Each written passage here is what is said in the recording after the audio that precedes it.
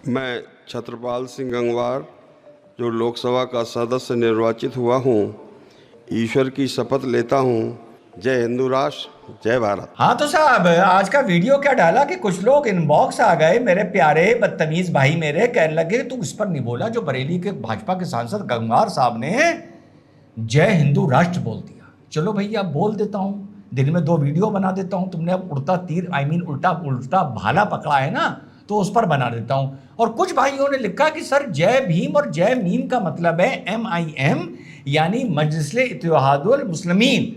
ना ना ना ना ना, ये नहीं है। अगर MIM का मतलब मजलिस-ए इत्तेहादुल मुस्लिमीन होगा, अरे भाई वो तो रज़ाकरों की थी।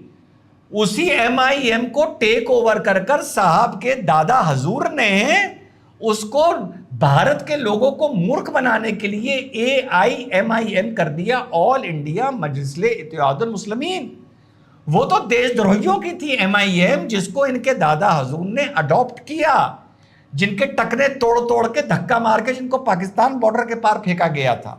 MIM तो ये मजलिस-ए इत्तेहादुल मुस्लिमीन बोल ही नहीं सकता, असंभव है। इसका मतलब उतना ही है क्योंकि इसको भी पता है कि इसके चाहने वालों में कितनी अकल है। यहां पर ये मीम बस मुसलमान ही से जोड़कर देख रहे हैं। और यार फिर बता दूं, आप लोग कुछ कह रहे थे कि आप जो इसने पैलेस्टीन बोला है इस पर ज्यादा नहीं बोले। यार इसको इंग्लिश में कहा जाता है क्लैप ट्रैप। क्लैप ट्रैप समझते हो क्या होता है?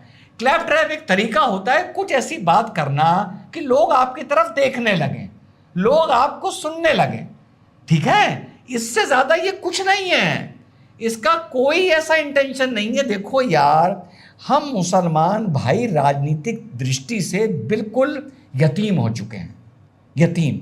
हमारा कोई पॉलिटिकल कैरेक्टर, पॉलिटिकल आइडियोलॉजी नहीं रह गई है। मानो इस बात को। हम बच्चे की तरह हैं जो कभी किसी बॉल के पीछे भागने लगता है, कभी उसे दूसरा खिलौना दिखा दो तो वो छोड़ के वो पकड़ लेता है, फिर वो खिलौना तोड़ देता है, फिर बैट दे दो तो बैट से बॉल को शॉट मारने लगता है, फिर फुटबॉल दे दो तो बैट छोड़ के फुटबॉल के पीछे लग जाता है। हम यार इसी में खुश रहते हैं।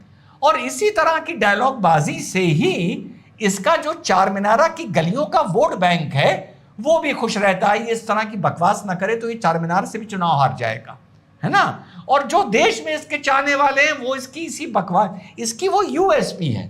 इसे कुछ ना कुछ बोलना, इसको सीरियसली मत लो। अरे जोकर है यार, कंटेंट है मेरा, इसको बिल्कुल नहीं हम राज्य से लोकसभा से बाहर जाने देंगे। तो मुद्दे पर आते हैं कि भैया जो बोला जय हिंदू राष्ट्र, चलिए साहब बड़ी आसान तरीके से आप लोगों को बता देता हूं ये हिंदू राष्ट्र का कंसेप्ट क्या है, ये आइडियोलॉजी क्या है, और क्यों ये बोलना अपनी जगह बिल्कुल सत्य है।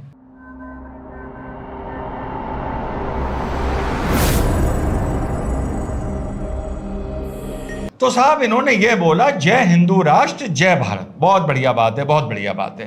तो आओ भाइयों, आप सबको समझा देता हूं कि ये हिंदू राष्ट्र बोलने का कंसेप्ट क्या है, ये इसने जन्म कैसे लेता है ये। और मैं भी मानता हूं जय हिंदू राष्ट्र मैं आराम से बोल सकता हूं अगर मैं ईमान का सच्चा हूं। जैसे अभी भारतीय न्याय संहिता बनी, कानून बना, पहले IPC थी, फलाने एक्ट थे, CRPC थी, एविडेंस एक्ट था, वगैरह वगैरह वगैरह। ये सब आप जितने भी कानून बना लो, जितने भी इसको रूप दे दो, ये आते सब संविधान के अधीन है, संविधान के अधीन है। अब आप शर्ट पहन लो, पैंट पहन लो, टक्सिडो पहन लो, स्कर्ट पहन लो, कोई भी T-शर्ट पहन लो, जीन्स पहन लो, कुछ भी पहन लो, धोती पहन लो, कुछ पहन लो, शेरवानी पहन लो, बुर्खा पहन लो, आता सब ये एक शब्द के अधीन है, कपड़ा। पर आदमी कभी कभी बोल देता है कि मैं शर्ट पैंट पहनूंगा, वो ये नहीं बोलता कपड़ा पहनूंगा। क्योंकि जब एक आदमी से पूछा जाता है कि तुमने क्या पहना या तुम्हें क्या पसंद है, तो ये चीज मान के चला जाता है कि जो मूल शब्द है कपड़े की ही बात हो रही है, और कपड़े के ये अलग अलग रूप है। इसी तरह आदमी बताता है कि मैं ये खाता हूं, मैं पुलाव खाता हूं, मैं बिरयानी खाता हूं, मैं मटर पनीर खाता हूं, मैं मटर पुलाव खाता हूं, मुझे ये अच्छा लगता है, मुझे पराठा अच्छा लगता है। ये जितने भी खाने के आहार के रूप हैं ये किसके अधीन आते हैं? ये फूड के अधीन आते हैं, खाने के अधीन आते हैं। इसी तरह लैम्बोर्गिनी हो गई, पोर्श हो गई, थार हो गई, एक्सयूवी हो गई, फलाना हो गया, और कोई भी ऑडी हो गई, बीएम हो गई, मर्क हो गई, ये किसके अधीन आते हैं? ये ऑटोमोबाइल शब्द के अधीन आते हैं।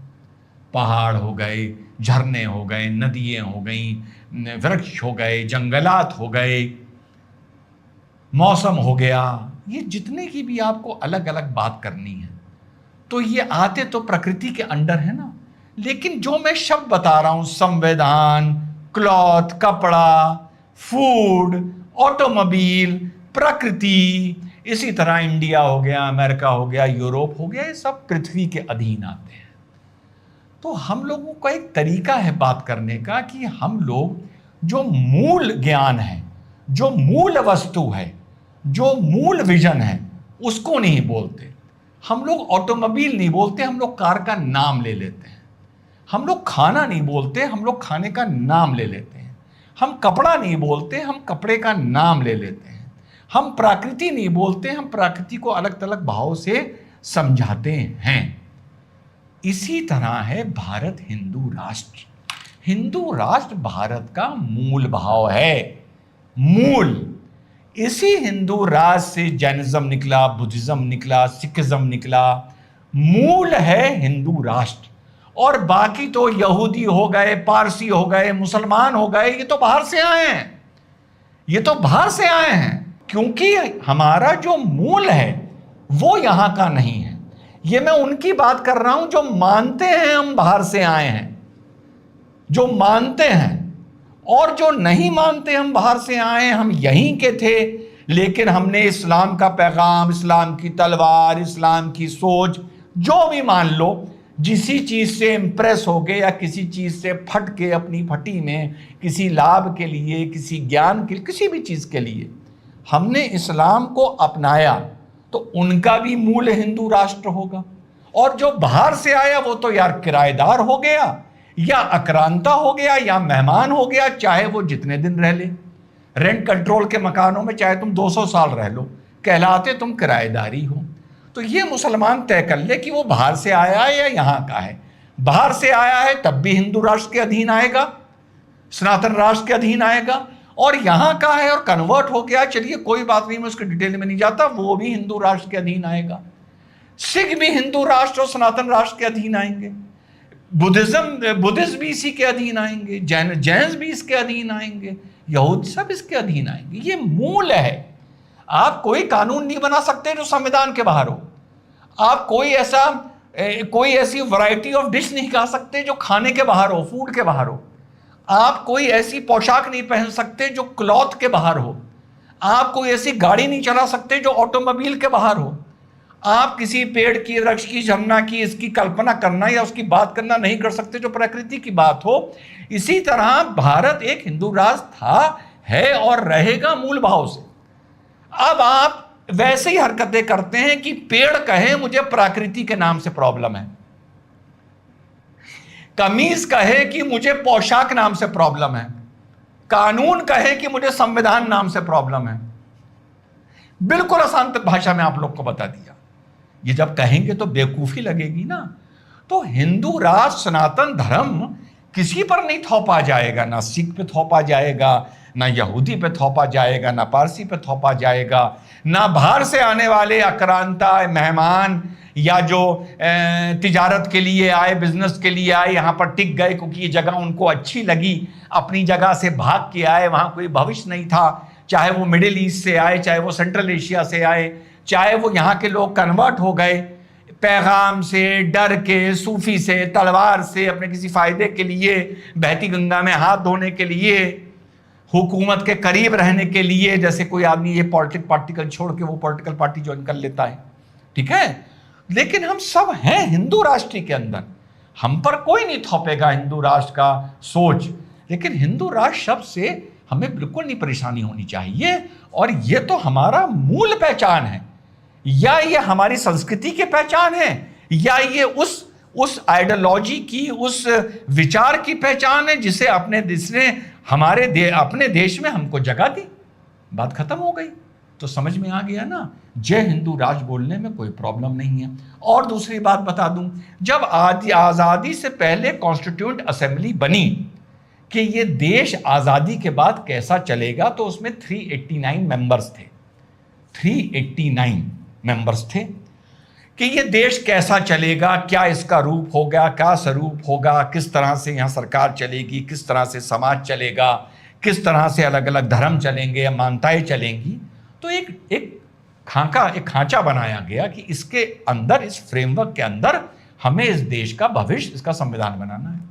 अब बीच में पार्टीशन हो जाता है।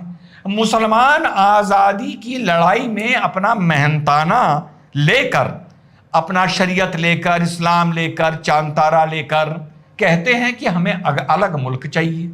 तो अब कॉन्स्टिट्यूएंट असेंबली में कुछ मेंबर कम हो जाते हैं जो ईस्ट पाकिस्तान और वेस्ट पाकिस्तान में चले जाते हैं। फिर वो हमारी कॉन्स्टिट्यूएंट असेंबली में कैसे हो सकते हैं? तो मेंबर घट के रह जाते हैं 299।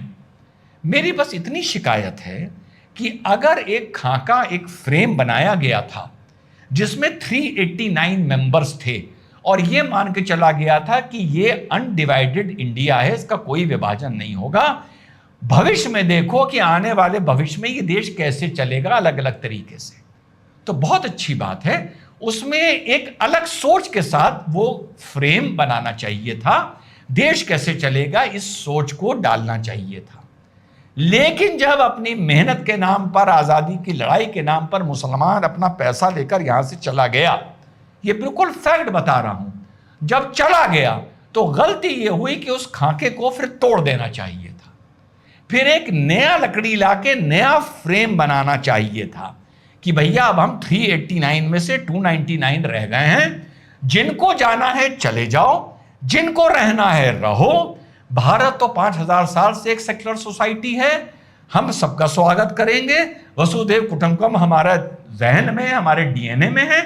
लेकिन अब फ्रेम नया बनेगा और इस नए फ्रेम के अंदर नए तरीके से देश को चलाने का कानून, संविधान, रूप स्वरूप लिखा जाएगा। अगर वो तुम्हें सूट करता है तुम यहां रहो, अगर तुम्हें सूट नहीं करता तो भैया तुम भी चले जाओ। ये गलती जरूर 1947 से लेकर 1951 के बीच में सभी लोगों ने, जो कॉन्स्टिट्यूएंट असेंबली के मेंबर थे, चाहे कांग्रेसी हो, चाहे प्रोविजनल स्टेट्स हो, चाहे प्रिंसली स्टेट्स हो, चाहे उसमें जनसंघ के लोग हों, यह गलती सबसे हुई। वो फ्रेम तोड़ के नई पुस्तक, नई किताब, नई तस्वीर भारत की पार्टीशन के बाद बनानी चाहिए थी, जो पार्टीशन से पहले बननी शुरू हुई थी, लेकिन बीच में पार्टीशन हो गया। स्लेट पूरी मिटा देनी चाहिए थी और नया स्वरूप, नया संविधान इस देश को देना चाहिए था।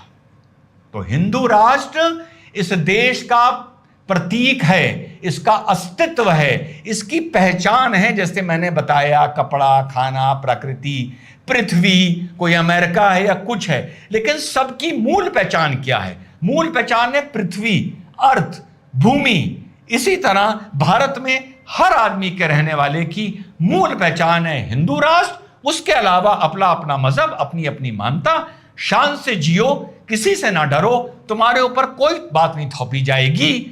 लेकिन हिंदू राष्ट्र शब्द से का विरोध करने का तुम्हारी इतनी औकात नहीं है कि तुम विरोध करो, और तुम्हारी इतनी हैसियत नहीं है कि तुम विरोध करो। जय हिंद, वंदे मातरम, खुदा।